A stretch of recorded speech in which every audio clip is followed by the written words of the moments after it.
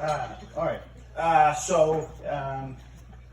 Great to see everyone here tonight. For those of you who don't know us, I am Bryce. This is Kyle. We are Ian's younger brothers. Also his funnier looking, cooler brothers. And we sort of see it as, you know, similar to like iPhones, right? Our parents made Ian first, and you know, sort of basic, and got better with each one. And I think John will would agree, similar in their plan as well. So we were, as we were writing the speech, Bryce and I were a little nervous to address the weather fact. Just based off of the forecast and everything, we didn't know if the bride and groom were going to laugh or burst into tears. When Ian told me back in July that it was going to pour rain on his wedding day, I was like, "Well, you're crazy, first of all, because it's July." And I said, "Don't worry, you got Dad and Gary watching over us. They'll make sure the day's perfect." I think the two of them are probably laughing at us right now because it poured rain all day. And I think they took it in a different direction because I think they say it's good luck if it rains on your wedding day. So based on today's forecast, I think there's going to be a shitload of luck for So obviously you see with the jerseys, the cuffs, there's a lot of reference to team, right? So we were raised in a team mentality, and we certainly realized that the Dudaks were that same way. And so in that team mentality, Ian was always that leader to us. He was who we looked up to, was always keeping us in line and sort of setting the tone. And for those of you who've seen the show Peaky Blinders, he was sort of our Tommy Shelby, right?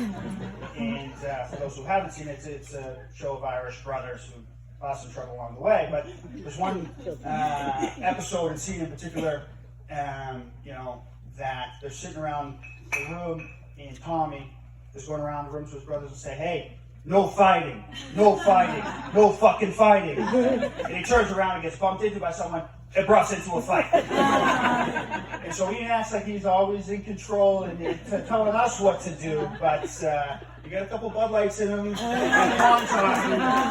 all of a sudden he's jerseying somebody in the offensive zone and the benches are clearing. So I'm not sure about that one. But in seriousness, Ian has always been sort of our rock and the person who got shit done, right? He was always there, and whatever we needed, there was no question. And meeting Leighann and getting to know Leighann, and as their relationship has grown, realizing Leighann is that same person, has those same qualities. There's no question of if you need something, she's there. She always has a smile on. You never know something affects her. She puts it all behind her, and she's dialed in. And we're just so grateful for Ian to have met Leighann and have that. And she brings that perfect balance. They both have those type A personalities, and they're OCD and need that structure. right? But Leighann brings that balance and realizes, like, hey, sometimes we need some donuts. or some beers on the weekend. And realizes what the joy in life is all about, and really brings that out of Ian, and that's what we're so appreciative of. So we knew he was going to fit in with the family right away when she showed up for a pregame for the Garth Brooks concert years back. She quickly got the approval of the entire family, and especially Eddie Rossio when she showed up with her own 12-pack of Bud Lights. So I truly believe that fate brings people together, and I think it couldn't be more true for these two. It's not always an easy path or a smooth road, but just there's so many signs along the way that tie these two together. If you think back, Maureen and Gary were proud UMaine alums. They brought Will up there 8+ years ago, gets a tour of the hockey locker room, takes a picture in there. Years later, we look at it, and Will's sitting right in front of Bryce's stall in the locker room. And then, to Ian moving down to Dallas, and realizing what he had here with his friend and family, moving back home with Gar and Amanda, starting to hang out with Lee a lot more. They probably gained a fourth roommate with her, spent a lot of time over there.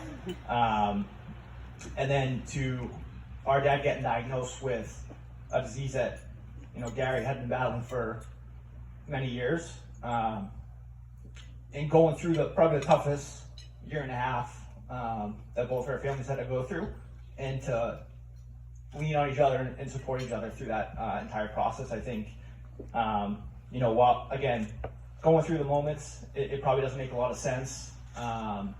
You know, you wonder why things are happening, but I think you can look back and see like this was meant to be, and I think you guys are a perfect pair to support each other through any challenges that life throws at you in the future.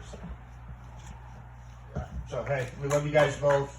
So happy for you. Let's have a lot of fun tonight. Let's raise our glasses. Cheers to you. The end of the year.